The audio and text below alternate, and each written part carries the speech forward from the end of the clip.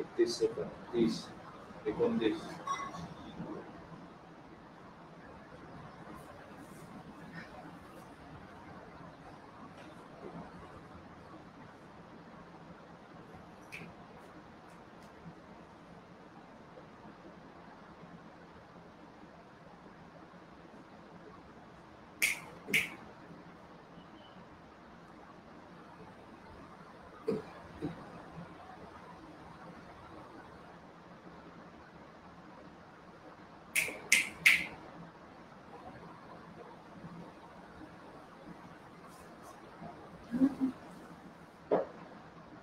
ओम गजवदनमचिन्त्यं तीक्ष्णदंश्रन्तनेत्रं बृहदरमशेषं भूतिराजं पुराणम् अमरवरसुपूज्यं रक्तवर्णं सुरेशं पशुपतिसुतमीशं विघ्नराजं नमामि।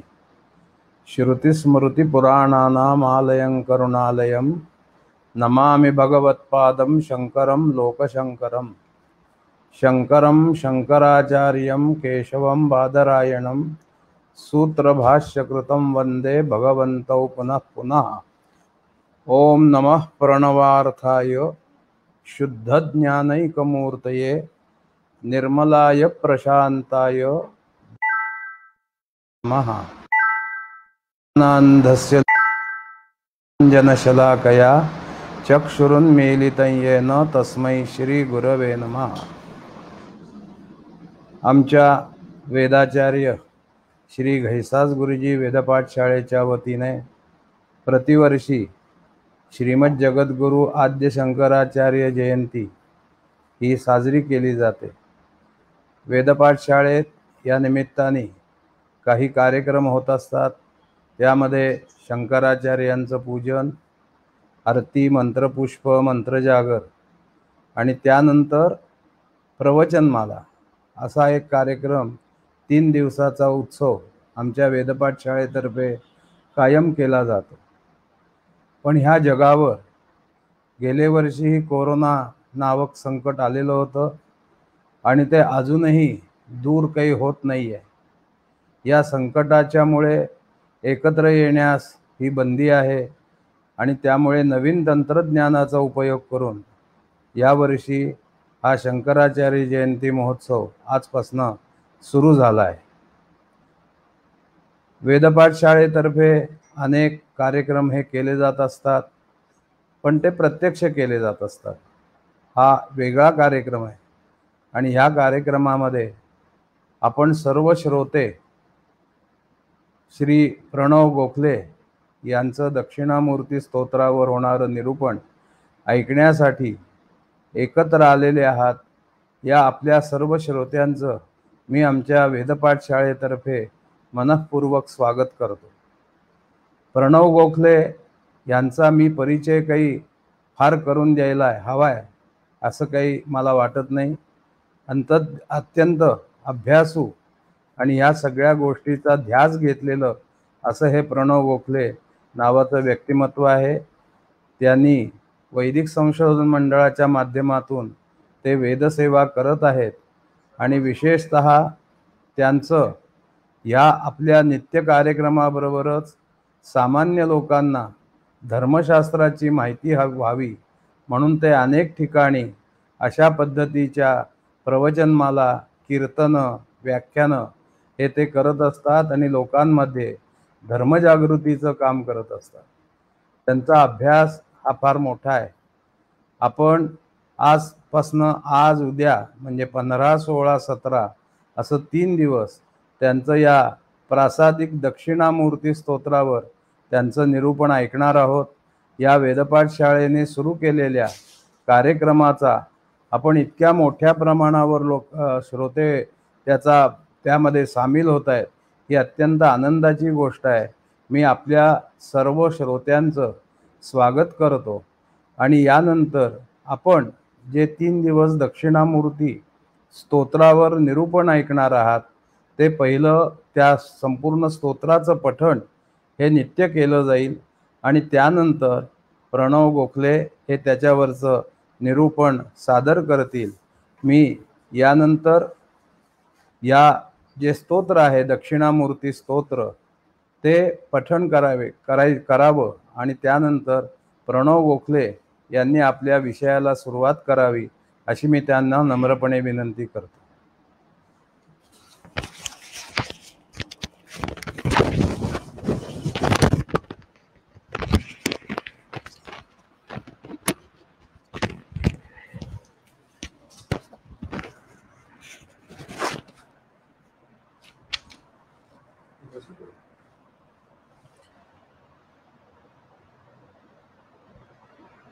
श्री गणेशाय नमः.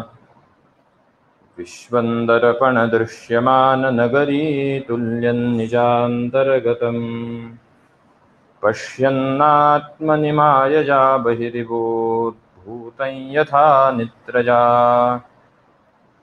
यः साक्षीकुरुते प्रबोधसमये स्वात्मानमेवाद्वयम् तस्मै श्रीगुरुमूर्तये नम इदं श्रीदक्षिणामूर्तये.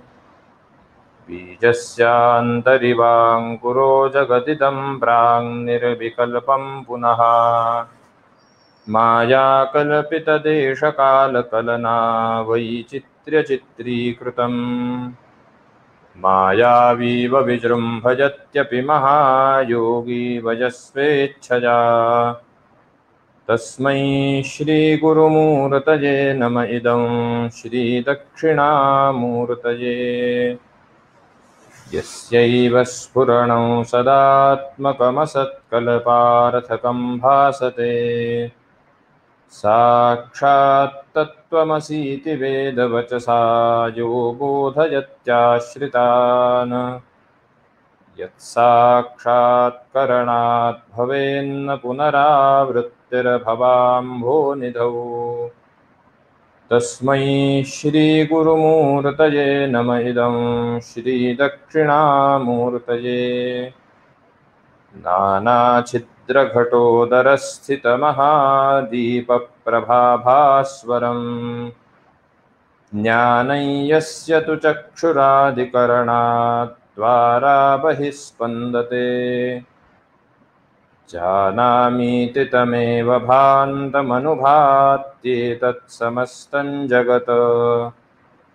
तस्मै श्रीगुरुमूर्तये नम इदं श्रीदक्षिणामूर्तये. देहप्राणमपीन्द्रियाण्यपि चलां बुद्धिं च शून्यं विदुः. स्त्रीबालान्धजडोपमास्त्वहमिति भ्रान्ताभृशं वादिनः. मायाशक्तिविलासकल्पितमहाव्यामोहसंहारिणे. तस्मै श्रीगुरुमूर्तये नम इदं श्रीदक्षिणामूर्तये. राहुग्रस्तदिवाकरेन्दुसदृशो मायासमाच्छादनात् सन्मात्रः करणोपसंहरणतो यो भूत्सुषुप्तः पुमान्. प्रागस्वाप्समपि प्रबोधसमये यः प्रत्यभिज्ञायते. तस्मै श्रीगुरुमूर्तये नम इदं श्रीदक्षिणामूर्तये. बाल्यादिष्वपि जाग्रदादिषु तथा सर्वास्वस्थास्वपि व्यावृत्तास्वनुवर्तमानमहमित्यन्तःस्फुरन्तं सदा. स्वात्मानं प्रकटीकरोति भजतां यो मद्रजा सर्वदा. तस्मै श्रीगुरुमूर्तये नम इदं श्रीदक्षिणामूर्तये. विश्वं पश्यति कार्यकारणतया स्वस्वामि सम्बन्धतः. शिष्याचार्यतया तथैव पितृपुत्राद्यात्मना भेदतः.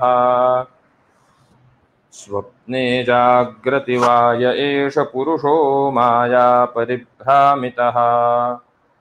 तस्मै श्रीगुरुमूर्तये नम इदं श्रीदक्षिणामूर्तये. कूरम्भाश्च नलो नीलोऽम्बरमहरनाथो हिमांशुः पुमान् इत्याभाति चराचरात्मकमिदं यस्यैव मूर्त्यष्टकम् नान्यत्किञ्चन विद्यते विमृशतां यस्मादरस्माद्विभोः तस्मै श्रीगुरुमूर्तये नम इदं श्रीदक्षिणामूर्तये सर्वात्मत्वमिति स्फुटीकृतमिदं यस्मादमुष्मिन् स्तवे तेनास्य श्रवणात् तथार्थमननात् ध्यानाच्च संकीर्तनात् सर्वात्मत्वमहाविभूतिसहितं स्यादीश्वरत्वं स्वतः सिद्ध्येत्तत्पुनरष्टधा परिणतं चैश्वर्यमव्याहतम् वटविटपि समीपे भूमिभागे निषण्णम् सकलमुनिजनानां ज्ञानदातारमारात् त्रिभुवनगुरुमीशं दक्षिणामूर्तिदेवं जननमरणदुःखच्छेददक्षन्नमामि निधये सर्वविद्यानां भिषजे भवरोगिणां गुरवे सर्वलोकानां दक्षिणामूर्तये नमः।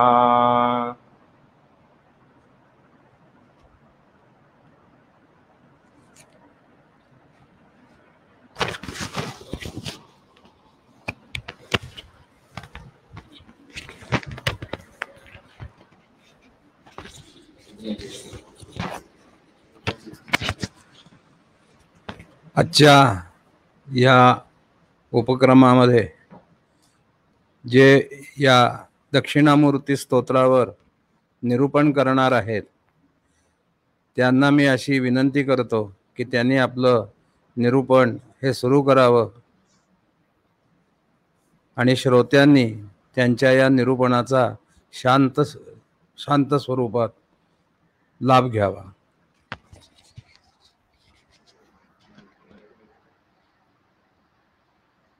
धन्यवाद गुरुजी. माझा आवाज आणि माझा व्हिडिओ स्पष्ट आहे सगळ्यांना?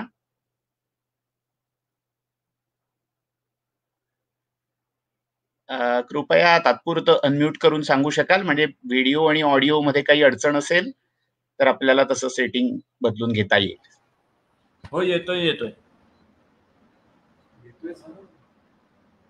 हा, आवाज येतोय आपला. आपण सुरुवात करूया. हा, प्रथम आपण या उपक्रमाचं आयोजन त्या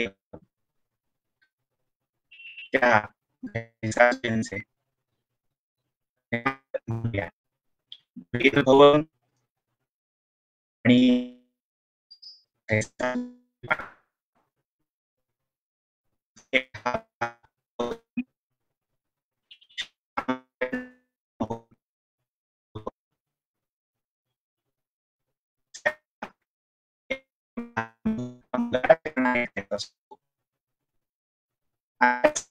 या स्तोत्राच्या सस्वर सुमधुर अशा पठणातून ते मंगलाचरण झालंच आहे. या आपल्या वाग व्यायामाचा प्रारंभ आपण या भगवत चिंतनाने आणि भगवत पाद चिंतनाने इथे करूया. ओम नमः प्रणवार्थाय शुद्ध ज्ञानैक मूर्तये निर्मलाय प्रशांताय दक्षिणामूर्तये नमः. यो ब्रह्माणं विदधाति पूर्वं यो वै वेदांश्च प्रहिणोति तस्मै तमहं देवमात्मबुद्धिप्रकाशं मुमुक्षुर्वै शरणमहं प्रपद्ये. योऽन्तः प्रविश्य मम वाचमिमां प्रसुप्तां संजीवयत्यखिलशक्तिधरस्वधाम्ना अन्यांश्च हस्तचरणश्रवणत्वगादीन् प्राणान्नमो भगवते पुरुषाय तुभ्यम्. विदिताखिल शास्त्र सुधा जलधे मथितोपनिषत् कथितार्थ निधे हृदये कलये विमलं चरणं भवशंकर देशिक मे शरणम. नमस्ते शारदे देवी सरस्वतीमती प्रदे वसत्वम मम जिह्वाग्रे सर्व विद्यापदा भव.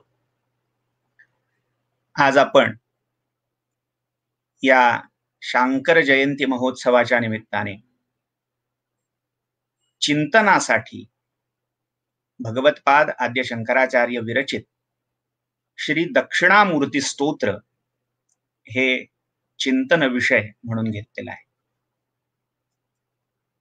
दक्षिणामूर्ती स्तोत्र ही आचार्यांच्या अतिशय अद्वितीय अशा रचनांपैकी एक म्हणावी लागेल. खरं तर आचार्यांची प्रत्येक रचना ही अद्वितीय आहे, मात्र त्यातही अगदी निवड करायची झाली अशी एखादी रचना की जिच्यामध्ये आचार्यांच्या वाङ्मयाचं समग्र सार, सगळा अर्क हा निघालेला असेल, तर ती रचना म्हणजे दक्षिणामूर्ती स्तोत्राची रचना आहे.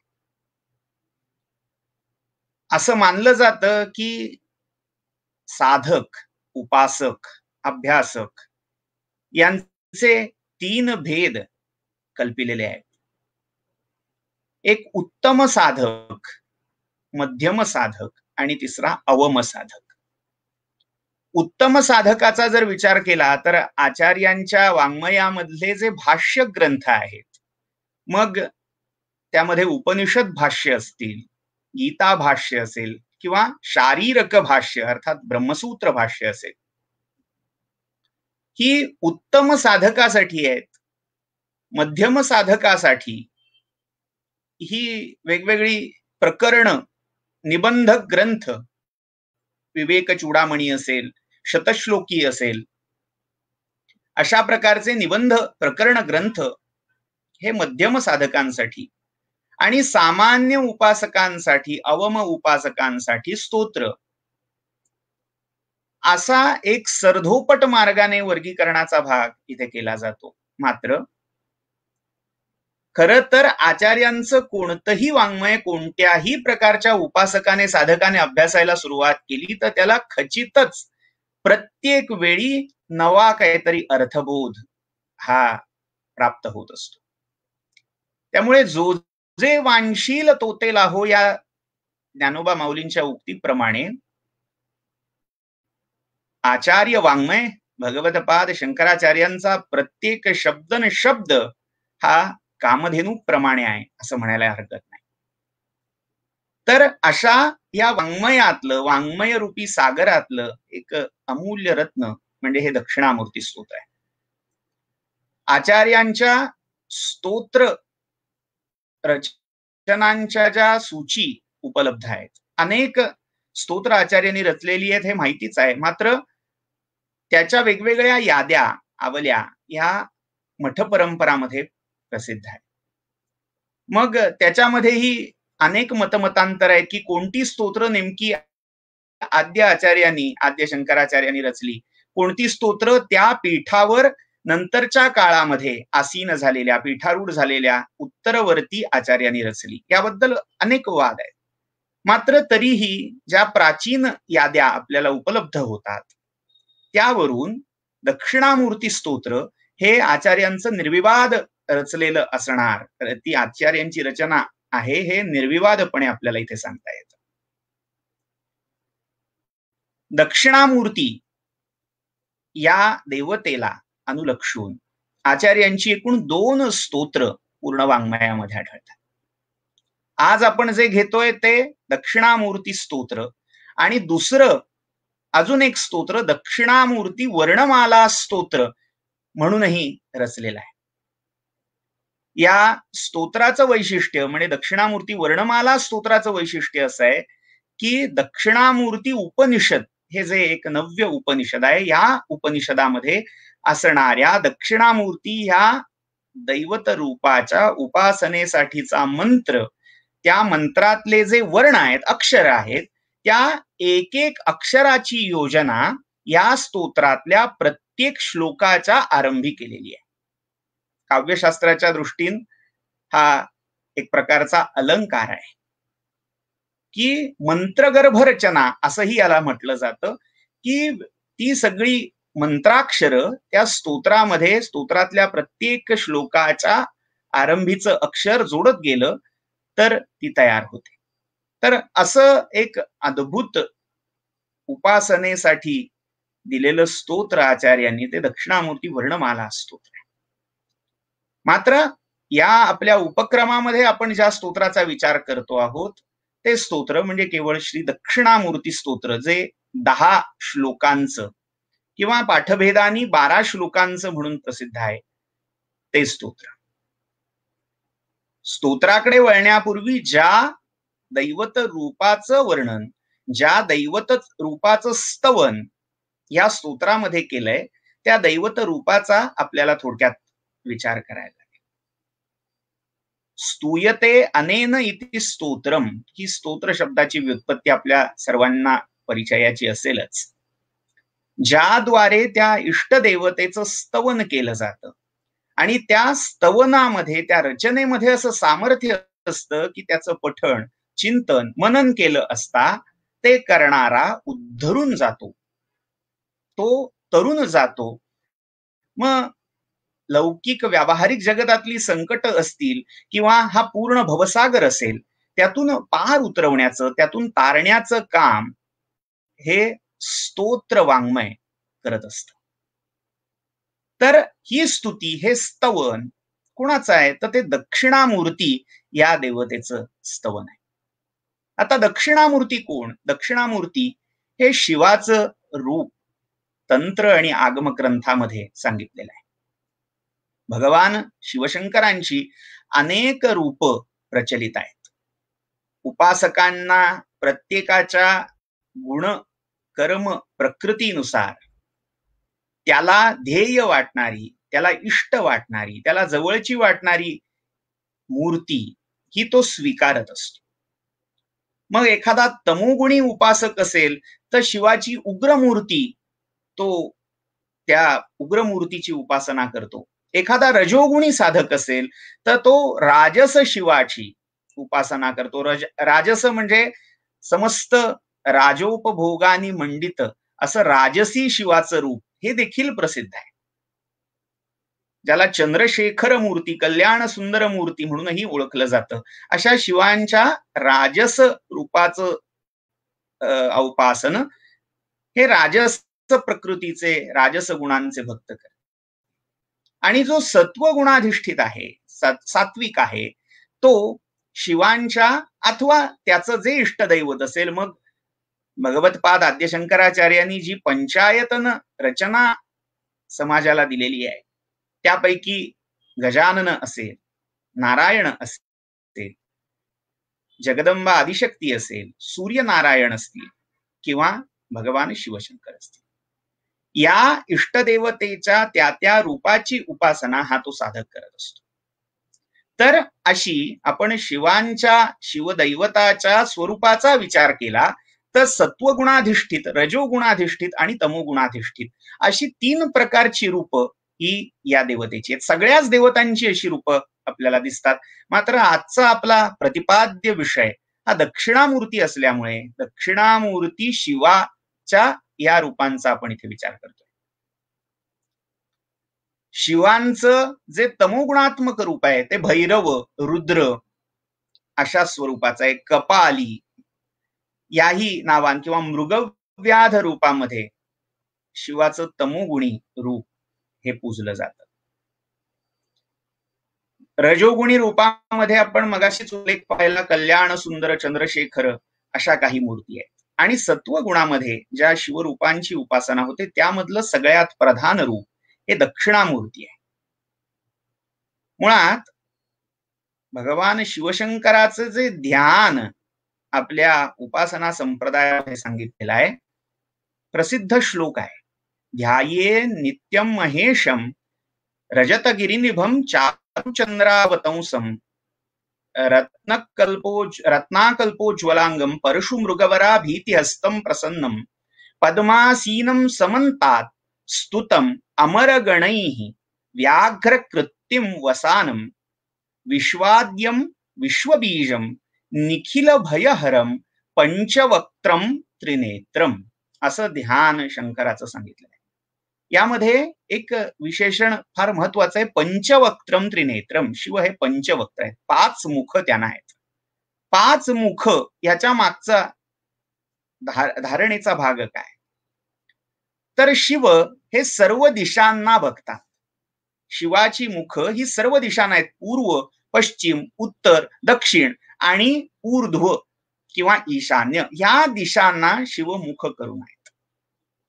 तुकोबांच्या भाषेत सांगायचं झालं तर जेथे जातो तेथे तू माझा सांगा, ती तशी ही गत आहे. ज्या दिशेला जावं, ज्या दिशेला पाहावं, त्या दिशेला भगवान शंकराचं एक एक रूप, एक एक मुख तिथे प्रतिष्ठित आहे. आणि त्या मुखाने त्या त्या दिशेहून येणारी जी विघ्न आहेत, ज्या अडचणी आहेत त्यांचं परिमार्जन शिव करतात. आणि त्या त्या दिशेला जाणाऱ्या त्या त्या साधकाची, उपासकाची ती साधना कशी अव्याहत चालू राहील याच्याकडे ते कृपा दृष्टीने पाहत राहतात. त्यामुळे प्रत्येक दिशेला भगवान शंकराचं एक एक मुख आहे. मग जे पूर्वाभिमुख असं शिवरूप किंवा पूर्वेला असणारं शिवमुख आहे त्याचं नाव तत्पुरुष आहे. दक्षिणेला आपण घड्याळाच्या काट्याप्रमाणे क्लॉकवाईज क्रमाने जातोय. पूर्वेचं मुख हे तत्पुरुष मुख आहे. दक्षिणेचं मुख हे अघोर मुख म्हणून प्रसिद्ध आहे. पश्चिमेचं मुख हे सद्योजात मुख म्हणून प्रसिद्ध आहे. उत्तरेचं मुख हे वामदेव म्हणून प्रसिद्ध आहे. आणि ऊर्ध्व किंवा ईशान्य दिशेला असणारं मुख हे ईशान म्हणून प्रसिद्ध आहे. तर या सगळ्या मुखांपैकी जे दक्षिण दिशेचं मुख आहे, ज्याला अघोर असं म्हटलेलं आहे, रुद्रयत्ते दक्षिण मुखम तेन मां पाहि नित्यम, अशी प्रार्थना श्रुतीमध्ये आहे. हे रुद्रा, तुझं जे दक्षिणेकडचं मुख आहे, दक्षिणेकडे पाहणारं जे मुख आहे, त्याने माझं रक्षण करावं, त्याने माझ्याकडे कृपादृष्टीने पाहावं, अशी प्रार्थना यात केलेली आहे. आगम संप्रदायानुसार दक्षिणेकडे असणारं शिवमुख हे भैरव मुख म्हणून ओळखलेलं आहे. म्हणजे त्यातल्या त्यात दक्षिण दिशा ही काळाची, मृत्यूची प्रतिनिधी मानलेली आहे. त्या दिशेला मृत्यू, काळ हा विराजमान असतो. त्यामुळे काळावर ज्याची सत्ता चालते, शिवांचं जे रूप काळावर सत्ता गाजवतं ते शिवरूप, ते शिवमुख म्हणून अघोर किंवा भैरव अशी त्याची नाव आहे. थोडक्यात कालभयापासून सोडवणारं असं जर शिवरूप, शिवमुख पाहायचं असेल तर ते हे अघोर मुख, दक्षिण दिशेला असणारं मुख आहे. आता काळापासून, मृत्यूपासून जर सुटका करून घ्यायची असेल तर मार्ग काय, माध्यम काय? तर स्वाभाविक आहे की शिवाचं एक नाव मृत्युंजय असं आहे. त्र्यंबक मंत्र आपल्या सगळ्यांच्या परिचयाचा आहे. त्याच्यामध्ये प्रार्थना अशीच आहे की जसं ते उर्वारुक म्हणजे एखादी पक्व झालेली काकडी किंवा काकडीच्या वंशातली जी वेगवेगळी फळं आहेत, भाज्या आहेत, त्याला उर्वारुक म्हणतात. त्या जशा त्या देठापासून, वृंतापासून अलगद पक्व झाल्यावर सुटून वेगळ्या होतात, तसं हे मृत्युंजया रुद्रा, त्र्यंबका, मला ह्या मृत्यूपासून अलगद सोडव, अशी त्यात प्रार्थना आहे. आता मृत्यूपासून अलगद कसं सोडवणार? तर त्यासाठी कोणत्याही प्रकारच्या बंधनातून जर मुक्ती प्राप्त करायची असेल तर त्यासाठी ज्ञान हा एकमात्र पर्याय आहे. योग, भक्ती, कर्म हे जे वेगवेगळे मार्ग आहेत ते ज्ञानाभिमुख मार्ग आहेत. आपल्याला असं वाटतं त्या त्या योगामध्ये आपण जेव्हा त्या त्या योगाची उपासना करतो, म्हणजे कोणी क्रियायोग, राजयोग, हठयोग इत्यादींनी योग साधना करतं, मात्र त्याचंही अंतिम ध्येय, अंतिम गंतव्य जे आहे ते आत्मज्ञान, परमात्मज्ञान हेच आहे. भक्तीद्वारेही ज्या शिखरावर पोचलं जातं तिथेही त्या भगवंताशी असणारा अद्वय भाव, मी तू पण जगन्नाथा हो एकची तत्वता, हेच भक्तीचंही मूळ ध्येय सांगितलेलं आहे. कर्म, निष्काम कर्म करता करता करता शेवटी कर्ता, कर्म आणि करण ही त्रिपुटी लीन करून एकमेव चिद्रूप असं मी आहे हे ओळखणं, साक्षी होणं, कर्त्यापेक्षा द्रष्टा होणं, हे त्या कर्मयोगाचं गंतव्य सांगितलेलं आहे. म्हणजे सगळी ही जी मार्ग आयतन सांगितलेली आहे ती या ज्ञानावर, चित असा ज्याला शब्द वापरलेला आहे त्या जाणीवेवर येऊन थांबतात. त्यामुळे मुक्ती, मोक्ष जर प्राप्त करायचा असेल तर ज्ञानाला पर्याय नाही. आचार्य एका ठिकाणी म्हणतात ज्ञानादेव कैवल्यम. जर मोक्ष प्राप्त करायचा असेल तर ज्ञानाला पर्याय नाही. तर शिव या मृत्यूबंधनापासून आपल्या दक्षिणाभिमुख रूपाने या उपासकाला, साधकाला मुक्त करतात, सोडवतात. म्हणजे नेमकं काय करतात? जादूटोना, चमत्कार करतात का? पुराणामध्ये मार्कंडेयांची कथा आपल्या सगळ्यांना माहितीच असेल की जेव्हा अल्पायू असणारे मार्कंडेय शिवोपासना करत होते तेव्हा जेव्हा त्यांची आयुर्मर्यादा पूर्ण झाली तेव्हा साक्षात यमधर्म त्यांचे प्राण नेण्यासाठी आले. मात्र त्या यमधर्माच्याही मृत्यूपाशापासून शिवानी या मार्कंडेयांना सोडवलं आणि ते रूप मृत्युंजय म्हणून ओळखलं गेलं. मार्कंडेय सप्तकल्पांत जीवन असे त्या तेव्हापासून ओळखले गेले. चिरंजीवांमध्ये आद्य चिरंजीव हे मार्कंडेय आहे. तर असं काही करतात का? प्रत्येक वेळी मार्कंडेयाम इतकं पुण्य, मार्कंडेयाम इतकं तप, मार्कंडेयांच्या इतकी निष्ठा ही सर्वसामान्य साधकाच्या ठाई असतेच असं नाही. मग काय? तर मृत्यू म्हणजे काय? मुळात मृत्यू आणि आत्मा यांचा संबंध खरंच असतो का? हे ज्ञान देऊन, खऱ्या अर्थाने ते ज्ञानामृत पाजून ही देवता तुम्हाला मृत्यूबंधनापासून मुक्त करते. मृत्यूवर विजय मिळवण्याची विद्या म्हणजे काय? मृत्यूचं ज्ञान होणं ही मृत्यूवर विजय मिळवण्याची खरी गुरुकिल्ली आहे. आपल्याला मृत्यूचं भय वाटतं. भय त्याच गोष्टीचं वाटतं ज्या गोष्टीचं, ज्या विषयाचं आपल्याला ज्ञान नसतं.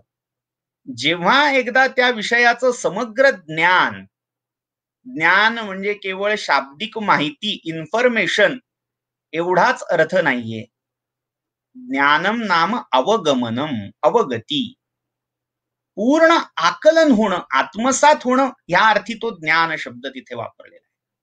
नाही तर केवळ विश्वकोश वाचले, ज्ञानकोश वाचले आणि त्यातली माहिती गोळा केली, संकलन केलं म्हणजे ज्ञान प्राप्त झालं असा इथे आशय. तर तो जो आत्मानुभव आहे ते शिव त्या रूपाद्वारे त्या साधकाच्या, त्या भक्ताच्या, त्या उपासकाच्या ठाई मुरवतात, म्हणजे ज्ञान देतात. एक प्रसिद्ध श्लोक आहे मत्स्य पुराणातला. हा श्लोक आपण कदाचित ऐकला असेल. आरोग्यम भास्करादिच्छेद, धनमिच्छेद हुताशनात, ज्ञानम महेश्वरादिच्छेद, मोक्षमिच्छेद जनार्दनात. कोणत्या देवाकडून कशाची कोणती कामना करायची, त्याकडे कोणती कशासाठी प्रार्थना करायची याचं धोरण या श्लोकामध्ये दिलेलं आहे. आरोग्यम भास्करादिच्छेद, आरोग्य कामना असेल, आरोग्य प्राप्त करायचं असेल तर भगवान भास्कराची उपासना करावी, सूर्याची उपासना करावी. सूर्योपासनेने आरोग्य प्राप्ती, स्वास्थ्य लाभ होतो. धनमिच्छेद हुताशनात, धनप्राप्ती करून घ्यायची असेल तर अग्नीची उपासना करावी. ज्याच्या घरामध्ये अग्नीची निष्ठेने, पूर्ण श्रद्धेने आणि शास्त्रसंमत मार्गाने नित्य उपासना चालते त्याच्या घरी कधीही लक्ष्मीचा, धनाचा, वित्ताचा अभाव असत नाही. त्यामुळे धनप्राप्तीची, वित्ताची जर इच्छा असेल तर अग्नीची उपासना करावी. मग पुराणामध्ये लक्ष्मी या देवतेची जी उपासना सांगितली तीही एक प्रकारे त्या तेजाची, अग्नीचीच उपासना आहे. आपण श्री सूक्ताचा जरी विचार केला तर तिथेही त्या लक्ष्मीला जातवेद स्वरूपिणी असं म्हटलेलं आहे. ती त्या अग्नीचंच एक मूर्तिमंत रूप आहे.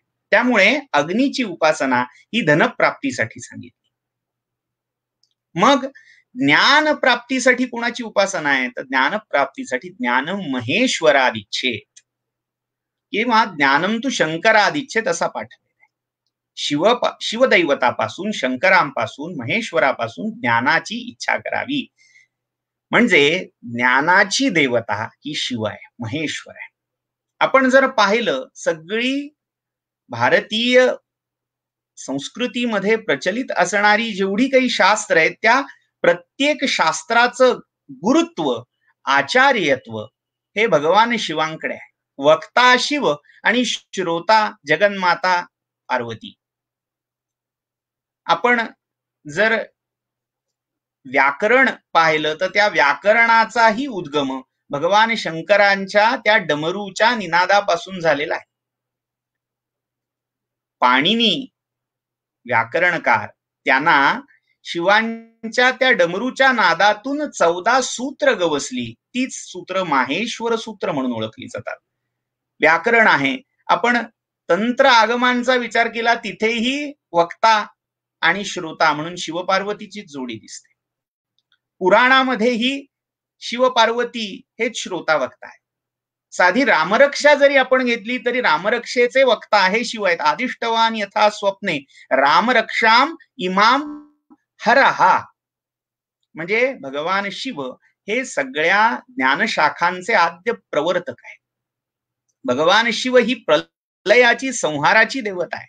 त्यामुळे या आधीची सृष्टी, या आधीची जी विश्वस्थिती होती त्याचा अंत जेव्हा शिवरूपामध्ये होतो, त्या रुद्ररूपामध्ये होतो, तेव्हा त्या कल्पामध्ये, त्या कालखंडामध्ये असणार ज्ञान हे शिवांच्या ठाई विलीन होत असतं. त्यामुळे जिथे ते विलीन झालंय तिथूनच ते पुन्हा उगम पावत असतं. या न्यायाने ज्ञान हे त्या शिवांमध्ये प्रतिष्ठित आहे. म्हणून ज्ञानाची कामना, ज्ञानाची इच्छा ही शिवाकडून केलेली आहे. त्यामुळे शिवाचं यजन, शिवाचं उपासन हे ज्ञानप्राप्तीसाठी सांगितले. तर अशा ह्या ज्ञानाची देवता असणाऱ्या शिवांचं रूप म्हणजे दक्षिणामूर्ती स्वरूप आहे. या शिवरूपाला गुरु, आदि गुरु मानलेला आहे. भगवतपाद श्रीमद आद्यशंकराचार्यांची जी गुरु परंपरा आहे, आजही या परंपरेचा स्मरण श्लोक प्रसिद्ध आहे. सदाशिव समारंभाम शंकराचार्य मध्यमाम अस्मदाचार्य पर्यंताम वंदे गुरु परंपराम. इथेही ही सगळी ज्ञान परंपरा, गुरु परंपरा ही सदाशिवांपासून, शिवांपासून सुरू झालेली आहे. त्यामुळे या सगळ्याचा उद्गाता, सगळ्यांचे मूल प्रवर्तक हे शिव मानले. तर त्या सगळ्या ज्ञानशाखांचं प्रवर्तन करण्याचं काम ज्या शिवस्वरूपाने केलं ते शिवस्वरूप म्हणजे ही दक्षिणामूर्ती. या दक्षिणामूर्तीचं जे ध्यान, प्रतिमा, मूर्ती दाखवलेली आहे ती अतिशय विशिष्ट अशी आहे. वटविटपी समीपे भूमिभागे निषण्णम सकल मुनिजनानां ज्ञानदातार मारा त्रिभुवन गुरुमीशम दक्षिणामूर्ती देवम जनन मरण दुःखच्छेद दक्षम नमामी. अशी त्या ध्यानाची, मूर्तीची प्रार्थना केलेली आहे. काही पाठांनुसार हा श्लोक या दक्षिणामूर्ती स्तोत्रातच आहे. काहींच्या मते तो मूळ स्तोत्रातला नाही, नंतरच्या भाष्य टीकाकारांनी या स्तोत्राला जोडलेला आहे. असेल ते असो, मात्र ध्यान याच्यामध्ये स्पष्ट दिसतं. वट विटपी समीपे. विटपिन म्हणजे वृक्ष, झाड. विटप म्हणजे जो वृक्षाचा वरचा फांद्यांचा, पानांचा विस्तार असतो त्याला विटप म्हणतात. त्या समग्र विस्ताराला धारण करणारा तो विटपी. वटवृक्षाच्या समीप, वटवृक्षाच्या तळवटी, भूमिभागे निषण्णम जमिनीवर जे बसलेले, सकल मुनिजनानां ज्ञानदातारम आरात.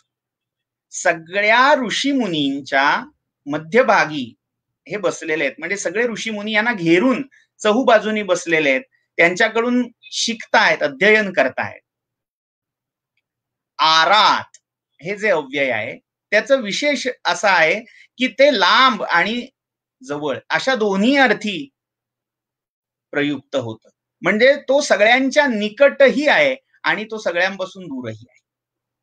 अशी गोष्ट म्हणजे साक्षात आत्मा आहे, जो सगळ्यांपासून जवळ आहे, सगळ्यांच्या अंतस्थ आहे, मात्र त्याचं ज्ञान, त्याचं स्वरूप भान नसल्यामुळे तो सगळ्यात दूर आहे असं वाटतं.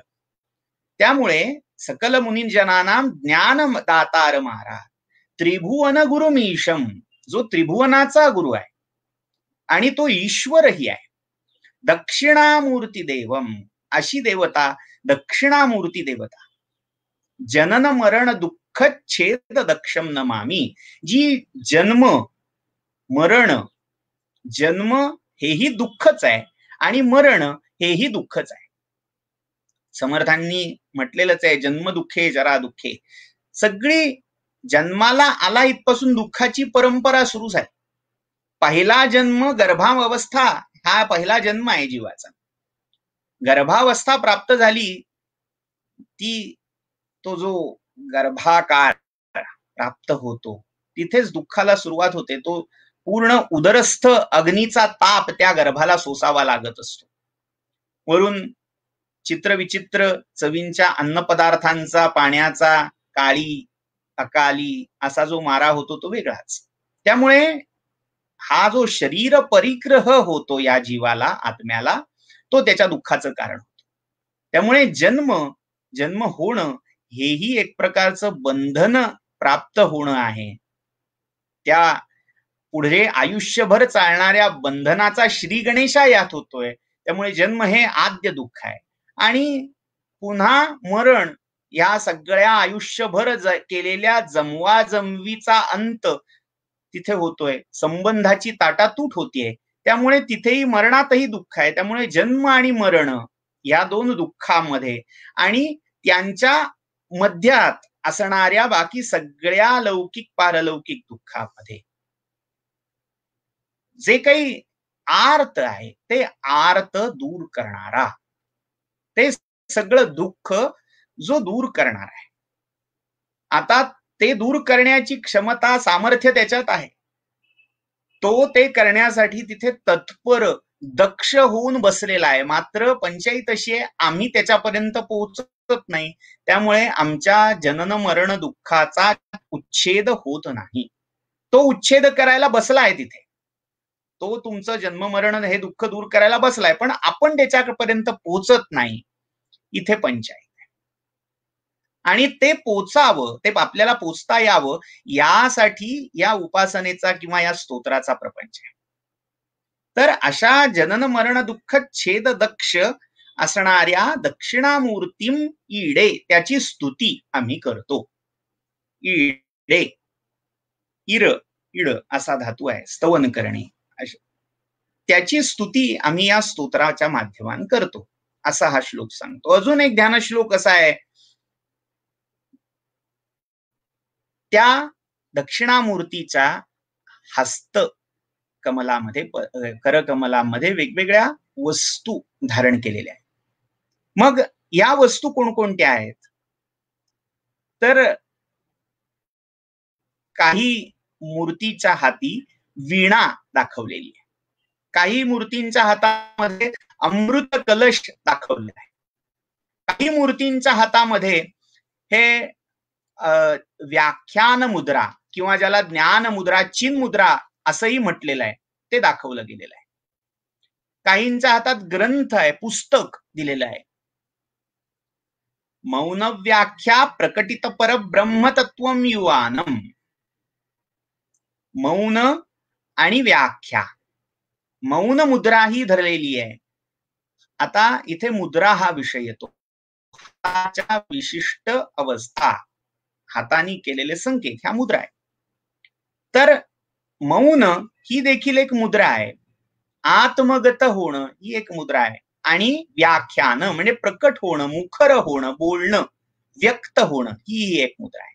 तर मौन आणि व्याख्यान या दोन्ही विरुद्ध धर्मी वाटणाऱ्या अशा मुद्रा एकाच वेळी शिव दक्षिणामूर्ती धारण करतात. त्यामुळे त्यांच्या मुद्रामध्ये ही व्याख्यान आणि चिन्ह मुद्रा किंवा मौन मुद्रा ह्या दोन आहेत. काही ठिकाणी त्यांच्या हातात मृग दाखवलेलं आहे. मृग, धावणार मृग हे काळाचं प्रतीक आहे, म्हणजे काळाला ज्यांनी धारण केलंय तो. त्यामुळे काळाला दक्षिणा मूर्ती या शब्दाची उपपत्ती, रूपाची उपपत्ती दाखवताना दक्ष येणाधरा अशी केली जाते. म्हणजे जिच्या दक्ष म्हणजे उजव्या हातामध्ये येण किंवा ईण आहे. येण म्हणजे काळवीट, मृग. त्या मृगाला धारण करणारी मूर्ती, त्या काळाचं प्रतीक ते धावणार मृग, त्या मृगाला धारण करणारी मूर्ती म्हणून ती दक्षिणामूर्ती सांगितली. आता योगशास्त्रामध्ये देखील मृग किंवा मृगी मुद्रा दाखवलेली आहे. तर ती मृगी मुद्रा एक प्रकारे व्याख्यान मुद्रा आहे, तर ती धारण करणार. किंवा दुसरं जे मी ध्यान सांगितलं ते स्फटिकरजित वर्णम मौक्तिकीम अक्षमालाम, मौक्तिकी मोत्यांची माळ, अक्षमाला ज्याने हातात धारण केली. अमृत कलश विद्याम ज्ञान मुद्राम कराग्रे. अमृत कलश, ज्ञानामृत जणू काही त्या अमृत द्रवाच्या, अमृत रसाच्या रूपाने साकार व्हावं आणि ते कुंभस्थ करून, घटस्थ करून तो घट अमृत कलश या मूर्तीने हातात धारण केलेला आहे. दधत मुरग कक्षम चंद्रचूडम त्रिनेत्रम, ज्याचा कक्षबंध म्हणजे थोडक्यात कंबरपट्टा हा उरगाचा, सर्पाचा आहे. म्हणजे ज्यांनी कटी सूत्र म्हणून सर्पाला धारण केलेला आहे. चंद्रचूडम त्रिनेत्रम, ज्याच्या मस्तकावर, चूडेवर, शिखास्थानी चंद्रबिंब आहे, चंद्रकोर आहे. त्रिनेत्र जो आहे, त्रिनेत्र हे तीन काळांचं किंवा तीन तेजांचं प्रतीक आहे. चंद्र, सूर्य आणि अग्नी या तिन्हांचं. चंद्रार्कानल नेत्राय चंद्रार्ध शिरसे नमः असं शिवांचं वर्णन येतं. त्यानुसार चंद्र, अग्नी आणि सूर्य या तीन तेजस स्रोतांचं प्रतीक म्हणून ते त्रिनेत्र आहे. किंवा भूत, भविष्य, वर्तमान या तीनही काळांना तो पाहतो, साक्षी होतो. त्यामुळे त्रिकाल ज्ञाता, त्रिकाल द्रष्टा म्हणून तो त्रिनेत्र दाखवलेला आहे. विधृत विविध भूषम दक्षिणामूर्ती मिळे, अशा विविध आभरणांना धारण करणारा तो दक्षिणामूर्ती शिव, त्याची आम्ही स्तुती करतो असं काही ठिकाणी. काही ठिकाणी त्याच्या हातामध्ये वीणा दाखवलेली आहे. त्यामुळे दक्षिय वीणाधरा असाही काहींनी त्याचा निर्वचनाचा भाग दाखवलाय. म्हणजे ज्याच्या उजव्या हातामध्ये वीणा धारण केलेली आहे असा. आता ही वीणा ही नाद ब्रह्माचं प्रतीक आहे. किंवा वीणा ही, याला श्रुतींचा संदर्भ आहे की मनुष्याचं शरीर, विशेषतः त्या शरीरामधला जो मेरुदंडाचा म्हणजे पूर्ण कण्याचा, मणक्यांचा भाग आहे तो देहवीणा म्हणून ओळखला जातो. तर ती देहवीणा ही इंटॅक्ट असणं, यथास्थित असणं, त्याचे तंतू हे चांगले सुस्वर निर्माण करण्यासाठी सक्षम, सज्ज असणं. म्हणजे थोडक्यात त्या साधकाला सिद्धावस्थेमध्ये आणण्याचं हे वीणेचं प्रतीक. ती वीणा शिवानी आपल्या उजव्या हातात धारण केली आहे. नाद ब्रह्म किंवा त्या पूर्ण योग साधनेचं एक मूर्तिमंत उदाहरण, प्रतीक म्हणून ती वीणा त्यांच्या हातात आहे. त्यामुळे काही दक्षिणामूर्ती ही वीणा पाणी दाखवल्या जातात. सरस्वतीच्याही हातात, जिला आपण आज ज्ञानदेवता मानतो, विद्येची अधिष्ठात्री मानतो, तिच्याही हातात ही वीणाच आहे. त्यामुळे वीणेचा आणि ज्ञानाचा, नादब्रह्माचा संबंध स्वतंत्रपणे इथे सांगायची गरज नाही. तर अशा या दक्षिणामूर्तीची वेगवेगळी ध्यान इथे आगमांमध्ये आपल्याला सांगितले आहेत. या ध्यानावरून दक्षिणामूर्ती ह्या एका शिवरूपाचे पुन्हा 3 ते 4 प्रकार शास्त्रामध्ये येतात. मग काही ठिकाणी योग दक्षिणामूर्ती असं ध्यान आहे, म्हणजे पद्मासनामध्ये योगपट्ट धारण केलेली. आता योगपट्ट म्हणजे काय, जर आता मी त्याच्यावर अधिक वेळ दौडत नाही, मात्र साधारण पद्मासन सदृश स्थितीमध्ये बसून आपले जे पाय आहेत म्हणजे गुडघ्याच्या खालचा भाग, आपण ज्याला नडगी असं म्हणतो, त्या भागावर एक पट्ट्यासारखा दिसणारा वस्त्र प्रकार बांधला जातो, म्हणजे ती आसनबंधाची मुद्रा दाखवली जाते. तर तो योगपट्ट असतो. बघायचा झाला तर कर्नाटकामध्ये हंपी हे जे म्हणजे मध्ययुगातलं ज्याला आपण विजयानगर म्हणून ओळखतो, तर त्या हंपीमध्ये एक नरसिंहाची प्रचंड मूर्ती आहे आणि त्या मूर्तीच्या पायाशी तो योगपट्ट दाखवलेला आहे. तर तो योगपट्ट ज्या मूर्तीमध्ये दाखवलेला असतो ती योग दक्षिणामूर्ती आहे. दुसरी मूर्ती ही मेधा दक्षिणामूर्ती किंवा ज्ञान दक्षिणामूर्ती आहे, जिच्या हातामध्ये वीणा दाखवलेली आहे. योग दक्षिणामूर्तीचं चिन्ह हे योगपट्ट आहे. मेधा दक्षिणामूर्ती ज्ञान दक्षिणामूर्तीचं चिन्ह हे वीणा आहे. तिसरी दक्षिणामूर्ती ही व्याख्यान दक्षिणामूर्ती आहे, ज्याच्यामध्ये मगाशी सांगितल्याप्रमाणे मौन आणि व्याख्यान अशा 2 मुद्रा त्यांनी धारण केलेल्या आहेत. आणि चौथी दक्षिणामूर्ती ही योग ज्ञान किंवा व्याख्यान मुद्रेतली मेधा दक्षिणामूर्ती. आणि चौथी ही ईशान दक्षिणामूर्ती मानलेली आहे. ईशान म्हणजे जी ऊर्ध्व दिशेला पाहणारी आहे, म्हणजे ऊर्ध्व मुख करून बसलेली आहे, आसनस्थ आहे. अजूनही अशा मूर्तींचे अनेक प्रकार आपल्याला पाहता येतील वेगवेगळ्या प्रांतामध्ये. त्यातही विशेषतः दक्षिण भारतामध्ये हे दक्षिणामूर्ती रूप प्रसिद्ध आहे. तर हे त्या शिवांचं ध्यान स्वरूप आपण इथे पाहिलं. मात्र हे ध्यान स्वरूप आहे, त्याच्या मागे काही आख्यायिका आहे का, धारणा आहे का, कथा आहे का? तर महत्वाचा मुद्दा म्हणजे आपल्या प्रचलित 18 महापुराणामध्ये किंवा उपपुराणामध्ये किंवा रामायण महाभारतांसारख्या इतिहास ग्रंथामध्ये दक्षिणामूर्ती या शिवस्वरूपाचा स्वतंत्र उल्लेख येत नाही. शिवांची ज्ञानदातृ मूर्ती तिचे उल्लेख येतात. शिवानी व्याख्यान जी केली त्याचे अनेक उल्लेख येतात, मात्र त्या रूपाचा दक्षिणामूर्ती उल्लेख हा खूप विरळ, अगदी अपवादात्मक रीतीने आढळतो.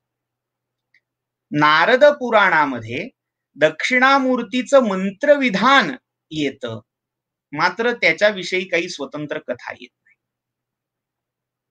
ही मूर्ती दक्षिणेकडे मुख करणारी म्हणून प्रसिद्ध असली तरी जेव्हा या मूर्तीची उपासना गृहस्थ लोक करतात तेव्हा ती पूर्वाभिमुख मूर्ती ठेवून तिची उपासना गृहस्थानी करावी असं मानलेलं आहे.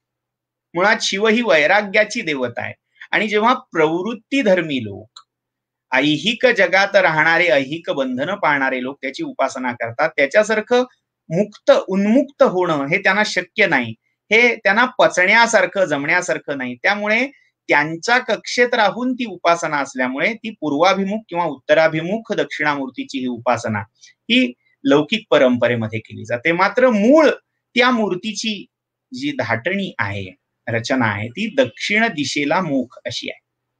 मग ह्याची संगती जर लावायची झाली तर मुळात शिव या शिवदैवताचं स्थान, वेगवेगळी स्थानं पुराण आणि वैदिक वाङ्मयामध्ये आढळतात. वेदामध्ये मुंजवान पर्वताच्या पलीकडे, गच्छ मुंजवतः पारे असं त्याला म्हटलंय. मुंजवान पर्वताच्या पलीकडे तो राहतो. तिथे इलावृत नावाचं वर्ष आहे. श्रीमद भागवत पुराणामध्ये 5व्या स्कंधामध्ये हा संदर्भ येतो. इलावृत वर्षामध्ये शिवांचा वास आहे. आता ते इलावृत वर्ष, त्या वर्षातून ज्ञानदान करण्यासाठी शिव दक्षिणेला आले, म्हणजे कैलास किंवा हिमालयावर येऊन विराजमान झाले, किंवा कैलास आणि हिमालयाहून आणखीन दक्षिणेला, म्हणजे जसं आपण भारताच्या दक्षिणेकडे सरकत जाऊ तसं काशी हे हिमालयापेक्षा दक्षिणेकडे आहे. आनंदवन काशी मध्ये शिवांचा वास आहे. त्यामुळे तिथे प्रतिष्ठित होऊन शिवज्ञानदान करत आहे. त्यामुळे थोडक्यात उत्तर दिशेला असणारी ही देवता दक्षिणाभिमुख होतीये, म्हणजे दक्षिणेकडे अवतरते, दक्षिणेकडे येते, असा हा पुराण इतिहासातला कथाभाग इथे दक्षिणामुख या मूर्ती कल्पनेमागे आपल्याला दाखवता येतो. भारत वर्षाचा जर विचार केला तर त्याच्या उत्तरेला कैलास पर्वत हा ईशान्येला येईल, किंवा हिमालयाची वेगवेगळी शिखरं ही उत्तरेला येतील. त्यामुळे तिथे विराजमान झालेली ही देवता, तिच्याकडून आपल्याला ज्ञान घ्यायचं असेल तर आपल्याला उत्तराभिमुख व्हायला लागेल, आणि तिला ज्ञान देण्यासाठी आपल्याकडे पाहण्यासाठी दक्षिणामुख व्हायला लागेल. त्यामुळे ही दक्षिणमुखी कल्पना कुठेतरी रूढ झाली. दुसरा त्याचा अर्थ दक्षिण, दाक्षिण्य या शब्दाशी हे आहे की दक्षिण म्हणजे तत्पर असणं, दक्ष असणं. आपण साधकांचं कल्याण करण्यासाठी जे शिवस्वरूप कायम दक्ष आहे, तत्पर आहे, निपुण आहे, सिद्ध आहे, ते रूप म्हणून दक्षिणा मूर्ती असं म्हटलं गेलं. तर भक्तोद्धारासाठी दक्ष करणारा तो दक्षिण, किंवा भक्तांविषयी ज्याच्या मनात दाक्षिण्य आहे, करुणा आहे, त्यांच्याविषयी अनुकंपा आहे, त्यांच्याविषयी थोडक्यात एक कुठेतरी सॉफ्ट कॉर्नर, व्यावहारिक भाषेचा मी उपयोग करतो, कुठेतरी मनामध्ये प्रेम आहे, त्यांच्याविषयी आपुलकी आहे, दाक्षिण्य आहे. त्यामुळे त्या दाक्षिण्याने तो त्यांचा जीवांचा उद्धार करण्यासाठी तत्पर झालाय, म्हणूनही तो दक्षिण म्हटला गेलाय, दक्षिणमूर्ती. अजून एक त्या दक्षिणा या शब्दाचा संबंध हा बुद्धीशी लावलाय. दक्षिणामूर्ती उपनिषद या उपनिषदाचा मी उल्लेख केला. शिवाचं हे दक्षिणाशा मुख, दक्षिण दिशेला असणारं मुख, त्या रूपाची उपासना, मंत्र, सगळं विधान हे या उपनिषदात सांगितलं गेलंय. तर त्यामध्ये दक्षिणा या शब्दाचा अर्थ सांगताना द्रष्टे ऋषी सांगतात, शेमुषी दक्षिणा प्रोक्ता सा यस्या भीक्षणे मुखम दक्षिणाभिमुखो योसौ शिव प्रोक्तः नरात्मभिः.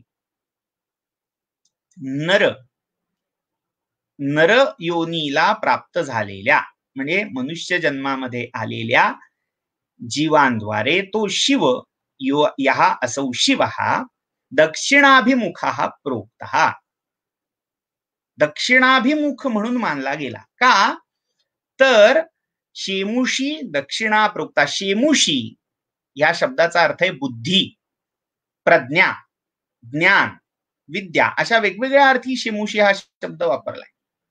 तर ती बुद्धी किंवा ते ज्ञान हे ज्याला अभिमुख आहे, म्हणजे थोडक्यात ज्ञान हे ज्याच्याकडे पाहतय, बुद्धी ही ज्याच्याकडे पाहते.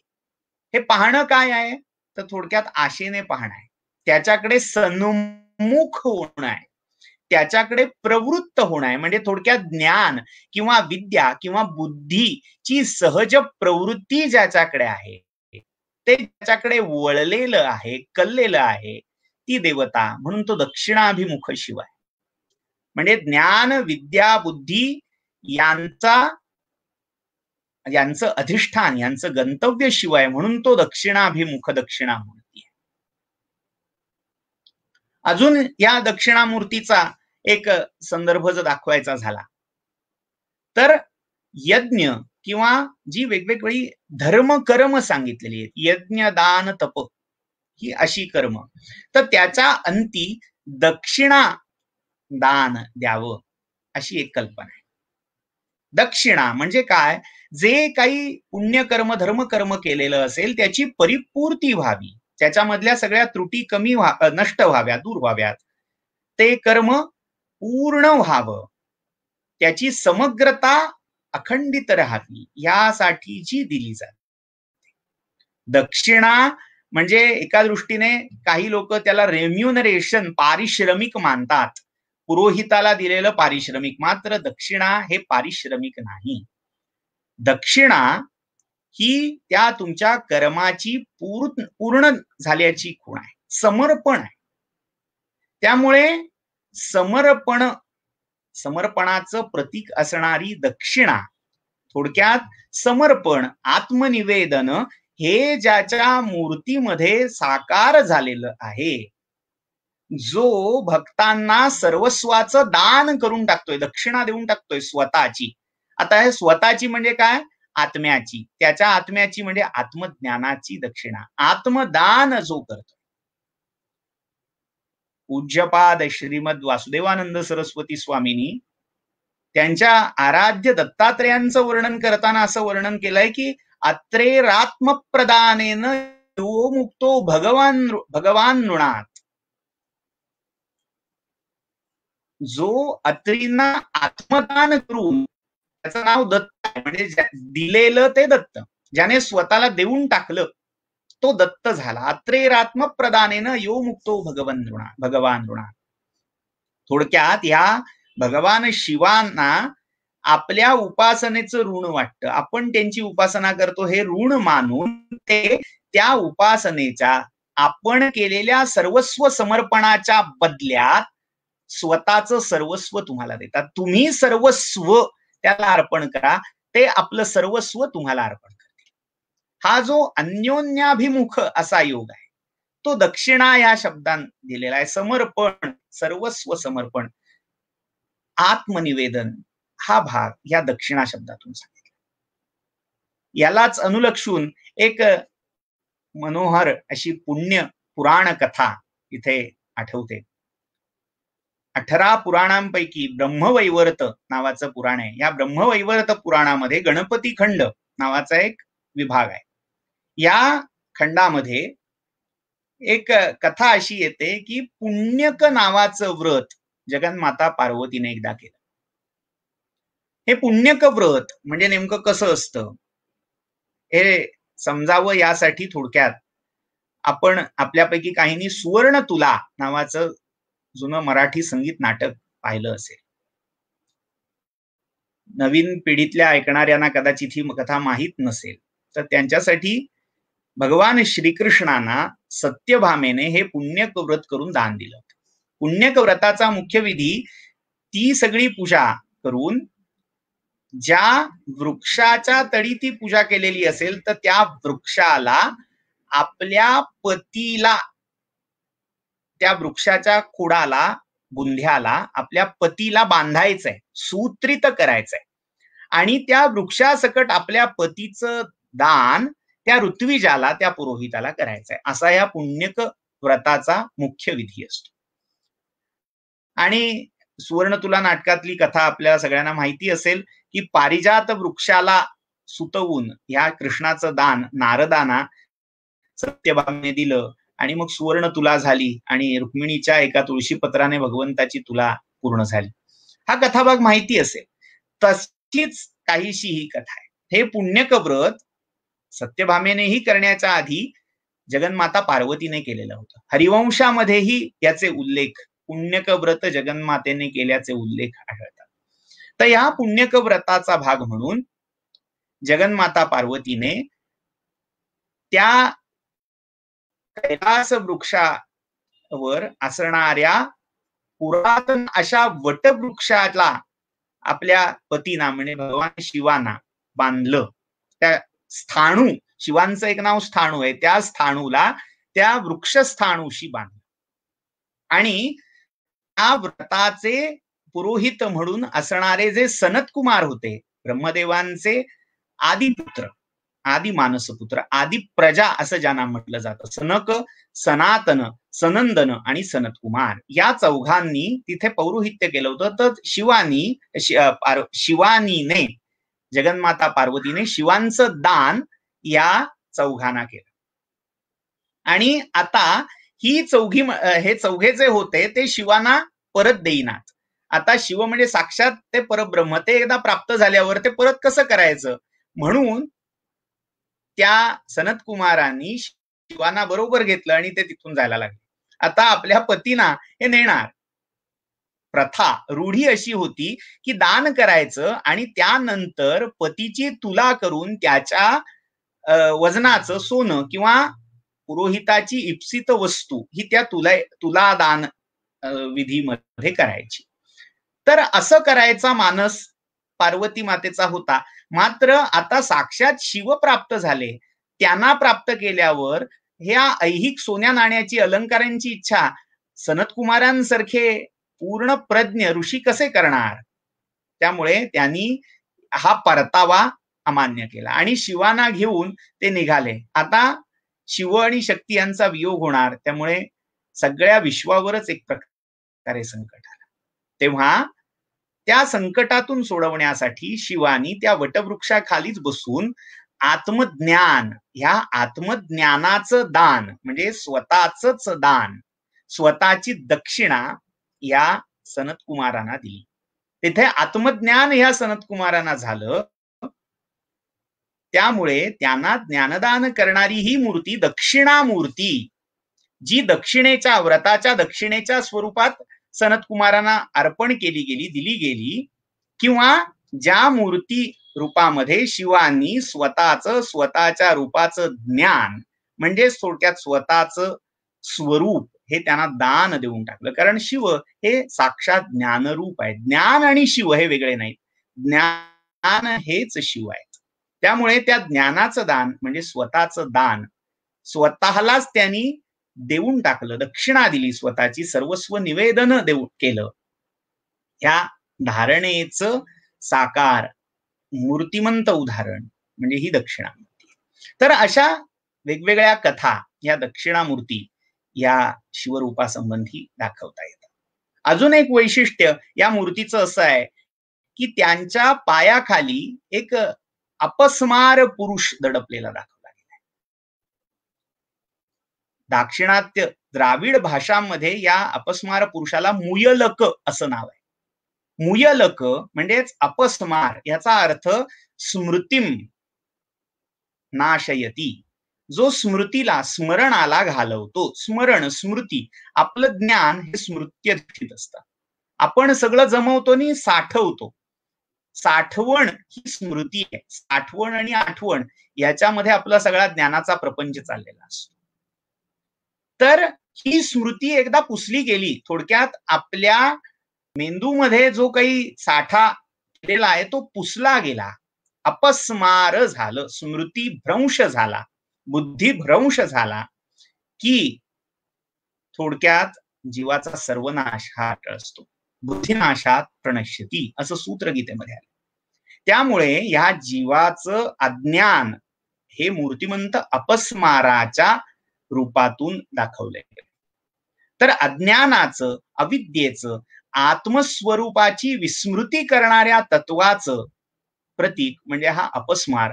त्या अज्ञानाला, अविद्येला, अपस्मार पुरुषाला या शिवानी ज्ञानदात्या रूपाने आपल्या पायाखाली दडपले. म्हणजे अज्ञानावर मात करून हे ज्ञान स्वरूप शिव तिथे विराजमान झाले. कशात जवळ विराजमान झाले तर तिथे तो वटवृक्ष आहे. वटवृक्ष हे अक्षय्य तत्वाचं प्रतीक आहे. अक्षय, जो कधीही नष्ट होत नाही.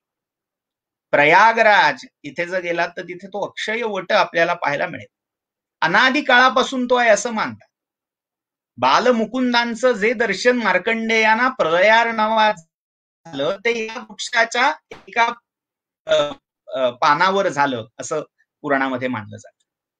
तर वटवृक्ष हे अक्षयत्वाचं प्रतीक आहे. तो कधी नष्ट होत नाही.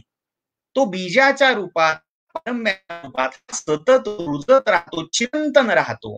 त्यामुळे हे चिरंतन सत्तेचं प्रतीक असणारा वटवृक्ष आणि त्या सत्तेचा, असण्याच्या, परम सनातन अविनाशी अस्तित्वाच्या तळवटी, मुळाशी, तळाशी ही दक्षिणामूर्ती विराजमान झाली. असे हे मूर्ती संकेत, अनेक मूर्ती संकेत, म्हणजे ज्याचा अर्थ गर्भिता असं म्हणता येईल अशी ही मूर्ती आहे. असो, तर या मूर्ती, या देवतेविषयी हा समग्र विचार आपण करायचा प्रयत्न केला. तो समग्र खरं तर नाहीये, खूप त्रुटीत, आंशिक स्वरूपामध्ये झालेला आहे. मात्र आपल्या या विवरणाची दिशा लक्षात यावी, ही देवता तिचं स्वरूप थोडक्यात लक्षात यावं, यासाठी पुरेसं हे सगळं विवरण आहे. आता आपण त्या स्तोत्राकडे खुद्द वळायचं आहे. या देवतेचं स्तोत्र करत असताना आचार्य शार्दूल विक्रीडित नावाच्या वृत्तामध्ये ही रचना करतात. अगदी समजायला सोपं, सुटसुटीत असं वृत्त म्हणजे शार्दूल विक्रीडित आहे. सामान्यतः, मी सामान्यतः असा शब्द वापरतोय, सर्वसाधारण प्रचलित विवाह संस्कारामध्ये म्हटली जाणारी मंगलाष्टक ही शार्दूल विक्रीडित या वृत्तामध्ये असतात. त्यामुळे हल्ली कुठल्या वृत्तात वेगवेगळ्या चालीमध्ये म्हटली जातात तो वेगळा मुद्दा, पण पारंपरिक दृष्टीने जर पाहिलं तर ते शार्दूल विक्रीडित वृत्त हे आपल्याला तिथे दिसतं. मी हे सांगितलं अशासाठी कोणत्या चालीमध्ये, कोणत्या लयीमध्ये, गतीमध्ये म्हणायचं हे समजावं यासाठी हे फक्त इथे मी उद्धृत केलं. तर शार्दूल विक्रीडित नावाच्या वृत्तामध्ये आचार्य या स्तोत्राची रचना करतायत. पहिला श्लोक या स्तोत्रातला असा आहे, विश्वं दर्पण दृश्यमान नगरी तुल्यं निजांतर्गतम पश्यन्नात्मनि मायया बहिरिबोधभूतं यथा निद्रया यस्साक्षात् कुरुते प्रबोध समये स्वात्मानमेवाद्वयं तस्मै श्री गुरुमूर्तये नम इदं श्री दक्षिणामूर्तये. या पूर्ण स्तोत्रामध्ये शेवटची ओळ, शेवटची पंक्ती ही पालुपद स्वरूपाची आहे. वारंवार तिची पुनरावृत्ती झालेली आहे. तस्मै श्री गुरुमूर्तये नमः इदं श्री दक्षिणामूर्तये. श्री गुरुमूर्तये तस्मै श्री दक्षिणामूर्तये इदं नमः. अर्थ सरळ सोपा असा आहे की श्री गुरुमूर्ती, सद्गुरुमूर्ती अशा, श्री दक्षिणामूर्ती अशा त्या परमात्म्याला हे माझं नमन असो, हा माझा नमस्कार असो, तया माझा दंडवत असो. आता तो दक्षिणामूर्ती परमात्मा कसा? या दक्षिणामूर्ती स्तोत्रावर 3 फार महत्वाची एक सामग्री यांच्या अध्ययनासाठी आवश्यक उपयुक्त अशी परंपरेमध्ये निर्माण झाली. सगळ्यात पहिली सामग्री ही मानसोल्लास नावाचं वार्तिक. मानसोल्लास वार्तिक या नावाने सुरेश्वराचार्य म्हणजे पूर्वाश्रमीचे मंडन मिश्र यांनी केलेली आहे, यांनी रचलेली आहे. मंडन मिश्र आणि भगवत्पाद आद्यशंकराचार्यांचा प्रसंग इतिहास आपणा सर्वांना परिचयाचाच असेल. मात्र त्या शास्त्रार्थामध्ये पराभूत झाल्यावर आपला पूर्व शास्त्राचा ज्ञानाचा अभिनिवेश पूर्णपणे सोडून ते मंडन मिश्र हे भगवत्पाद आचार्य शंकरांना शरण आले आणि ते इतके एकरूप आचार्यांशी आणि आचार्यांच्या तत्त्वज्ञानाशी झाले. त्यामुळे त्या मंडन मिश्राचार्यांना संन्यास ग्रहणानंतर प्राप्त झालेलं नाव सुरेश्वराचार्य. ह्या सुरेश्वराचार्यांनी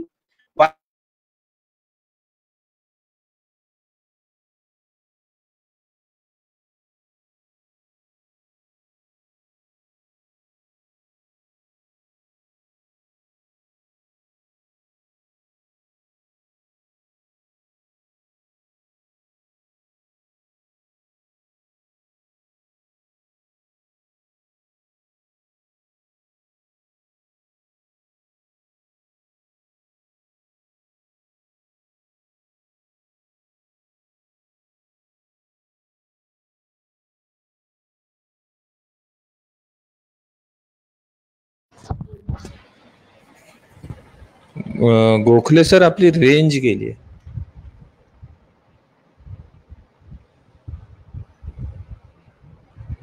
एक 2च मिनिटात गोखले सर कनेक्ट होतील.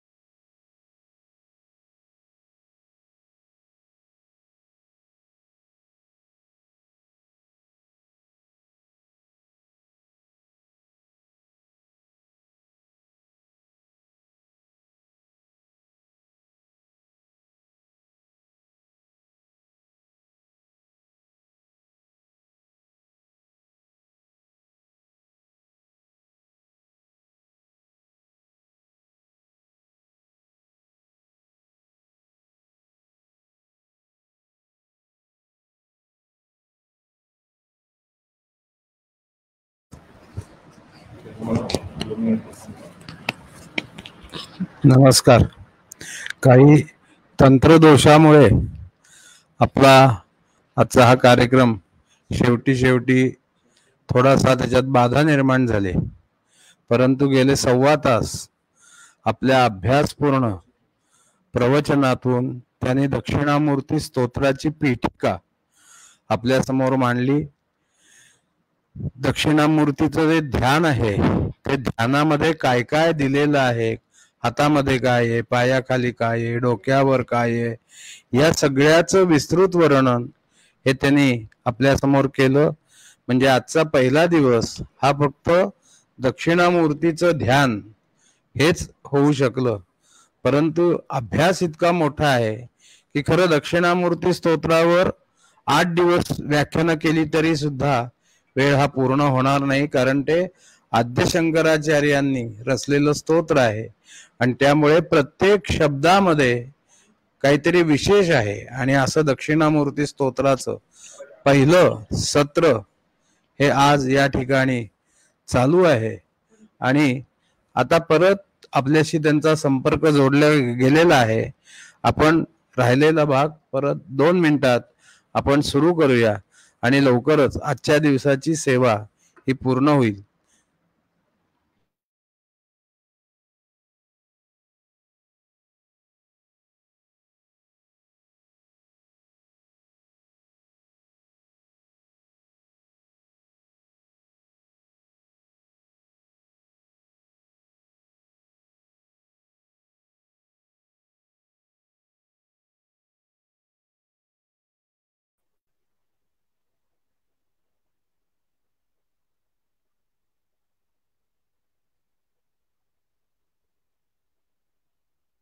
हा, आपण सुरू करू शकता परत. हॅलो, आवाज येतोय का माझा? हो, येतोय. तांत्रिक अडचण. हा, तांत्रिक अडचण. हॅलो, हा, तांत्रिक अडचण आहे. आपण सुरू करू शकता. हा, ठीक आहे. आपल्याकडे आपल्या निर्धारित काळानुसार 10 मिनिटं उरलेली आहेत. 10 मिनिटाचं करूया आपण जेवढं शक्य आहे. उर्वरित भाग आपल्या उद्याच्या आणि परवाच्या सत्रामध्ये आपण सेवेमध्ये करूया. चालेल? हो, चालेल. हा, माझा आवाज स्पष्ट येतोय का? चित्र आणि आवाज व्यवस्थित. गेल्या 1.25 तास जसा आवाज येतोय तसाच आवाज येतोय. हा, सर्वांना, सर्व श्रोतृ वर्गांचा मी क्षमा प्रार्थी आहे. काही तांत्रिक अडचणीमुळे इथे आपल्या या चिंतन सत्रामध्ये व्यत्यय आलेला होता. आपण विश्वम दर्पण दृश्यमान नगरी ह्या श्लोकावर चिंतन सुरू केलं होतं. शार्दूल विक्रीडित वृत्तामध्ये हे पूर्ण स्तोत्र आहे. या स्तोत्रावर 3 उपलब्ध असणाऱ्या टीका किंवा ज्याला आपण एक चिंतनिका असं म्हणू शकतो, अशा स्वरूपाच्या रचना उपलब्ध आहे. त्यामधली सगळ्यात पहिली रचना मी सांगत होतो, भगवतपाद आद्य शंकराचार्यांच्या 4 प्रमुख शिष्यांपैकी एक, ज्यांचं आश्रम ग्रहणानंतर संन्यासाश्रमामध्ये प्रवेश केल्यानंतरच नाम हे सुरेश्वराचार्य असं होतं आणि पूर्वाश्रमीचं नाव हे मंडन मिश्र होतं. त्या आचार्यांचं मानसोल्लास वार्तिक नावाचं एक रचना, एक ग्रंथ ह्या स्तोत्रावर उपलब्ध आहे. या मानसोल्लास वार्तिकावर एक टीका आहे, मानसोल्लास वृत्तांत या नावाने. तर ती एक टीका या मानसोल्लास या वार्तिकावर आधारित अशी आपल्याला पाहायला मिळते. आता अजून एक स्वप्रकाशात्मयती यांनी रचलेली स्वात्मप्रकाश नावाची व्याख्या ही या दक्षिणामूर्ती स्तोत्रावर उपलब्ध आहे. त्यामुळे मानसोल्लास वृत्तांत आणि स्वात्मप्रकाश किंवा स्वप्रकाश व्याख्या या 3 ग्रंथांच्या आधारे आपल्याला या स्तोत्राचं चिंतन निश्चित करता येण्यासारखं आहे. या स्तोत्राच्या तत्वज्ञानाकडे वळण्याआधी या स्तोत्रामध्ये काही उपासना मार्ग प्रधान असं दडलेलं तत्व आपल्याला इथे पाहावं लागेल. या स्तोत्राची रचना, या स्तोत्राची आराध्य देवता ही आपण पाहिलं दक्षिणामूर्ती शिव आहे. त्या शिव देवतेला श्री गुरुमूर्ती या विशेषणाने आचार्य संबोधत आहे.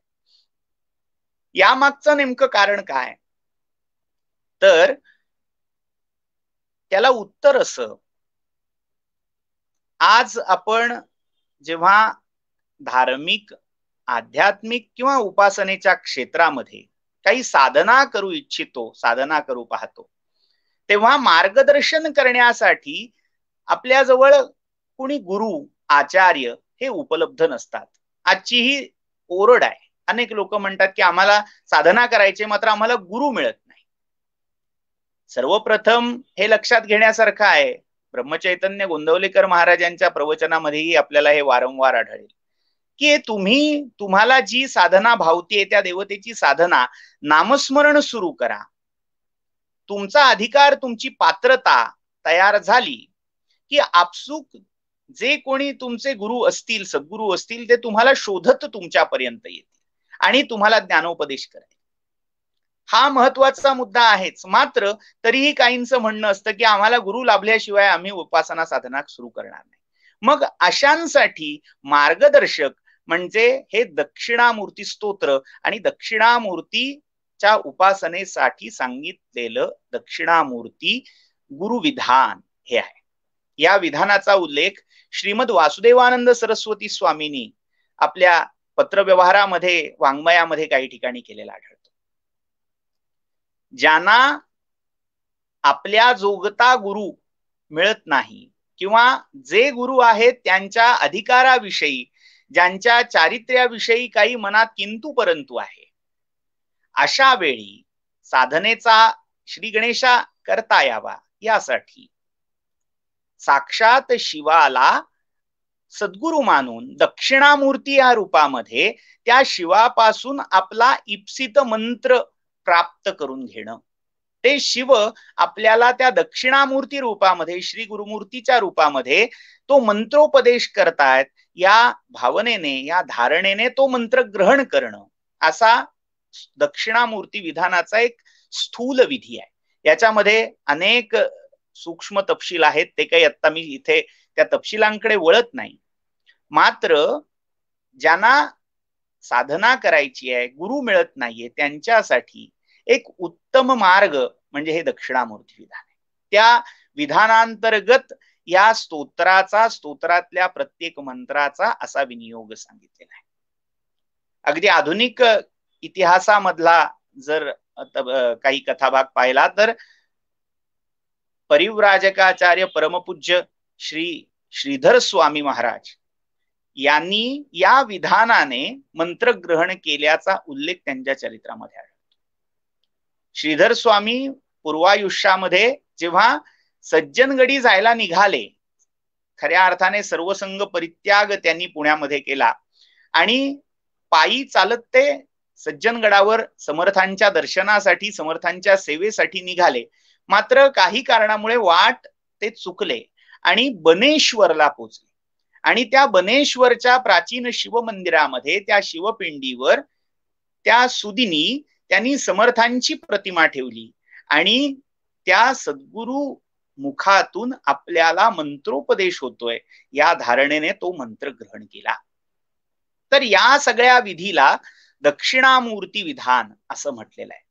त्यामुळे उपासनेच्या दृष्टीनेही या दक्षिणामूर्ती स्तोत्राचं आणि दक्षिणामूर्ती विधानाचं एक स्वतंत्र असं महत्व आहे. त्यामुळे इथे आचार्य त्या दक्षिणामूर्तीचा उल्लेख करत असताना श्री गुरुमूर्ती या विशेषणाने करतात. सद्गुरु स्वरूप, सद्गुरु मूर्ती, सद्गुरूंचं साकार रूप असणाऱ्या या दक्षिणामूर्तीला माझा नमस्कार असो, हे पादुपद ते आळवत आहे. गुरु हे तत्व आहे. गुरु ही कोणी एक व्यक्ती नाहीये की हा याला गुरु केला, त्याला गुरु केला. गुरु ही संस्था आहे, ही परंपरा आहे.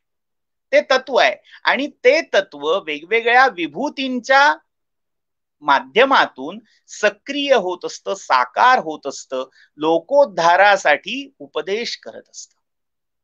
त्यामुळे त्या वेगवेगळ्या व्यक्तिविशेषांच्या ठाई कार्यरत असणार आपलं ज्ञानदानाचं कार्य करणार जे गुरुतत्व आहे, सद्गुरु रूप आहे, ते सद्गुरु तत्व म्हणजे दुसरं तिसरं कोणी नसून ही दक्षिणामूर्ती आहे, शिवाय आपण मगाशीच त्याचा उल्लेख बघितला. प्रत्येक संप्रदायामध्ये, प्रत्येक ज्ञानशाखेमध्ये ज्ञानदाता हा शिव मानलेला आहे. अगदी ज्ञानोबा माऊलींची भागवत धर्माची परंपरा किंवा नाथ सिद्धांची परंपरा पाहिली तरी तिथेही आदिनाथ गुरु सकळ सिद्धांचा मत्स्येंद्र तयांचा मुख्य शिष्य हाच उल्लेख मिळतो. मत्स्येंद्राने बोध गोरक्षासी केला, गोरक्ष बोळला गहिनी प्रती, गहिनी प्रसादे निवृत्ती दातार, ज्ञानदेवा सार चोजविले. म्हणजे सदाशिव समारंभा अशी शंकराचार्यांची गुरु परंपरा असेल किंवा आदिनाथ समारंभा अशी ही नाथ संप्रदायाची ज्ञानेश्वर माऊलींची गुरु परंपरा असेल. प्रत्येक ठिकाणी सद्गुरु तत्व, सद्गुरु स्वरूप हे शिवतत्वाशी, शिवरूपाशी एक रूप आहे. साक्षात गुरुस्वरूप असणाऱ्या दत्तप्रभूंनाही ज्ञानोपदेश हा शिवांकडून झालेला आहे. त्यामुळे गुरूंचेही गुरु म्हणून ते श्री गुरुमूर्ती, दक्षिणामूर्ती असा उल्लेख येतो. वैराग्याची सर्वोच्च मूर्ती मानले गेलेले शुकाचार्य, भागवत पुराणाचे वक्ते, वेदव्यासांचे पुत्र आणि परमशिष्य, ज्यांचा अधिकार वेदव्यासांच्याही पेक्षा वरचा होता असं पुराणांचं कथन आहे, ते बादरायणी शुकाचार्य. त्या शुकाचार्यांनाही आद्य उपदेश हा भगवान शंकरांनी केलेला आहे. शुक रहस्योपनिषद नावाचं उपनिषद आहे. या उपनिषदामध्ये शिवांच्या या दक्षिणामूर्ती रूपाने शुकांना कसा 4 महावाक्यांचा उपदेश केला याचं वर्णन तिथे येतं. त्यामुळे गुरूंचाही गुरु, आदिगुरु असा हा दक्षिणामूर्ती स्वरूपाचा भाग या स्तोत्रामध्ये आहे. आणि त्याला वारंवार जेवढी काही रूप त्याची दिसतायत, अनुभवाला येत आहेत, प्रतीतीला येत आहेत, त्या प्रत्येक रूपाला आणि त्या प्रत्येक रूपामागे असणाऱ्या गुरुतत्वाला आणि त्या गुरुतत्वाच्या आत्मरूपाने असणाऱ्या दक्षिणामूर्तीला आचार्यांनी वंदन केले. मगाशी मी ज्या मानसोल्लास नावाच्या वार्तिकाचा इथे उल्लेख केला, त्या मानसोल्लास वार्तिकामध्येच एक सुंदर श्लोक येतो जो अनेक व्याख्यात्यांच्या किंवा आचार्यांच्या नित्य पाठामध्ये असतो. ईश्वरो गुरुरात्मेती मूर्तित्रय विभागिने किंवा मूर्तिभेद विभागिने व्योमवद व्याप्त देहाय दक्षिणामूर्तये नमः.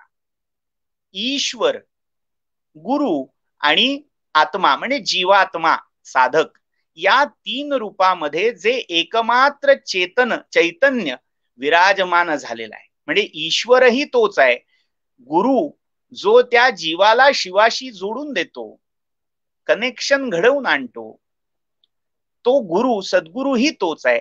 आणि ह्या सगळ्या प्रक्रियेमध्ये त्या शिवापर्यंत पोहोचणारा गुरूंचा अंतेवासी, गुरूंचा शिष्य म्हणून असणारा जीवात्मा हा देखील तोच आहे. म्हणजे ईश्वर, गुरु आणि साधक, जीव या 3 रूपामध्ये विराजमान असणाऱ्या या दक्षिणामूर्तीला व्योमवद व्याप्त देहाय, आकाश जसं घटाकाश, मठाकाश, महाकाश या 3 रूपामध्ये विभक्त होतं. म्हणजे रिकाम्या घड्यामध्ये असणारी पोकळी आकाश, हेही आकाशच आहे.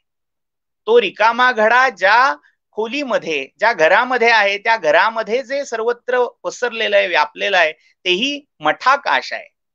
आणि या घटाला आणि मठाला आपल्या आत सामावून घेणार हे जे महान परम असं आकाश आहे, तेही आकाशच आहे. तिन्ही आकाशच आहेत, मात्र उपाधींनी बद्ध होऊन याला वेगवेगळी नावं, संज्ञा या दिल्या गेलेल्या आहेत. तसं ईश्वर काय, गुरु काय आणि जीव काय या 3 उपाधींमध्ये जे एकमात्र चेतन, एकमात्र परमतत्व विराजमान आहे, जी एकच सत्ता आहे, मात्र कार्य परत्वे, उपाधी परत्वे, त्या सत्तेला वेगवेगळी नावं, त्या सत्तेला वेगवेगळ्या संज्ञा दिलेल्या आहेत. ती सत्ता म्हणजे ही दक्षिणामूर्ती आहे आणि त्या दक्षिणामूर्तीला आचार्य हे पुन्हा पुन्हा वंदन करतायत, नमस्कार करतायत. म्हणून या स्तोत्राचं जे पादुपद आहे ते असं आहे, तस्मै श्री गुरुमूर्तये नम इदम श्री दक्षिणामूर्तये. आपण आजचं हे ज्ञानसत्र इथे थांबवूया. आपल्याला कालमर्यादा आहे, त्यामुळे उर्वरित म्हणजे खरं तर आज केवळ हा अथकार झालेला आहे.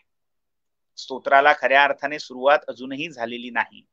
आपण जेवढं शक्य होईल तेवढा पांक्त पद्धतीने या स्तोत्राचा विचार यथासंभव यथाशक्ती इथे करायचा आहे. तो उद्याच्या सत्रापासून आपण सुरू करू. इत्येषा वाङ्मयी पूजा श्रीमत् शंकर पादयोः अर्पिता तेन देवेश प्रियतां मे सदाशिवः. तव तत्त्वं न जानामि कीदृशोऽसि महेश्वर यादृशोऽसि महादेव तादृशाय नमो नमः. नमः पार्वती पते हर हर महादेव. भगवत पाद श्रीमदाद्य शंकराचार्य भगवान की जय. सर्वांना मनःपूर्वक धन्यवाद. आजचं सत्र इथे समाप्त झालं. पुढच्या काही सूचना असतील तर गुरुजी आपल्याला देतीलच. उर्वरित स्तोत्राच्या चिंतनासाठी आपण उद्या भेटूया. धन्यवाद.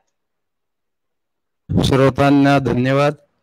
गेले 1.5 तास आपण दक्षिणामूर्तीची पूर्व पीठिका जाणून घेतली आद्यशंकराचार्यांची. उद्या 5 ते 6:30 आणि परवा 5 ते 6:30 अशी 2 दिवस ही सेवा होणार आहे. आपण सर्व श्रोत्यांनी त्याचा लाभ घ्यावा ही नम्र विनंती.